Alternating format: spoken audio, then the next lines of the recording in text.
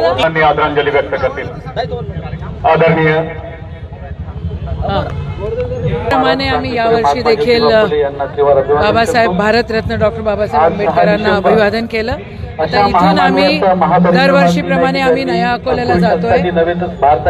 भारतरत्नांच्या तिथे अस्थी आहेत आणि त्या अस्थी आम्हाला प्रेरणा देत आहेत की हे संविधान बळकट राहिलं पाहिजे। तुम्हाला माहिती आहे की कशा प्रकारे जातीवाद केला जातोय आणि कशा प्रकारे समाजामध्ये विभाजन केलं जातोय आणि कशा प्रकारे दादागिरी करून इलेक्शन जिंकले जात आहेत। आम्ही त्याच्या पलीकडे आहोत। आमच्यासाठी आमचा देश आमचं संविधान हे महत्त्वाचं आहे आणि या संविधानाच्या सुरक्षतेसाठी हे संविधान एकत्र राहिलं पाहिजे, हा समाज बळकट राहिला पाहिजे म्हणून आपण कटिबद्ध आहोत। आपण अभिवादन केलं। धन्यवाद। शपथविधी झाला शिंदे शिवाय आपण जागेवरच बसावं असं संजय राऊतांनी म्हटलं, कसं पाहता? नाही, मी त्याच्याकडे कधी बघत नाही। हे लोक एक मॅल प्रॅक्टिस करून सत्तेमध्ये आलेले आहेत। ठीक आहे, त्यांचं अभिनंदन। त्यांनी महाराष्ट्र जपावा, महाराष्ट्र धर्म त्या ठिकाणी सांभाळावा अशी त्यांच्याकडनं अपेक्षा आहे।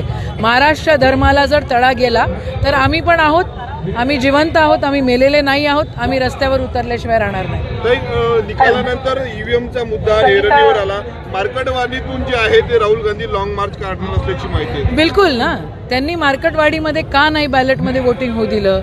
असे भरपूर सारे गावं आहेत जे आमच्याकडे पण आलेले आहेत, आपल्या मतदारसंघातले, आपल्या अमरावती जिल्ह्यातले आहेत। त्यांनी म्हटलं की आपल्याकडे पण मार्केटवाडीसारखं आपण घेऊया ना, मग नेमकं काय झालं ते कळेल। तर यांना भीती नव्हती, यांनी जर चोरी केलेली नाही आहे तर मार्केटवाडीमध्ये त्यांनी वोटिंग होऊ द्यायला पाहिजे होतं, का नाही होऊ दिलं?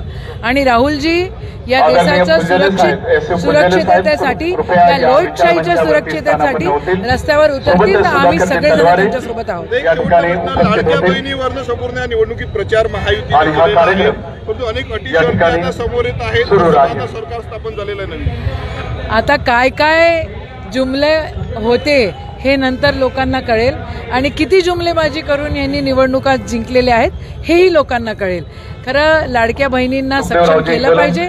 21,2000 रुपये असं त्यांनी जर म्हटलेलं आहे तर ते उद्यापासून सुरू व्हायला पाहिजे, पण आता ते म्हणतात की आम्ही डिसेंबरमध्ये सुरू, आता ते कट लावणार आहेत, आता या सगळ्या गोष्टी करणार आहेत। तर या सगळ्या गोष्टी करणार आहेत तर जनता त्यांना उत्तर देईल। आशाताई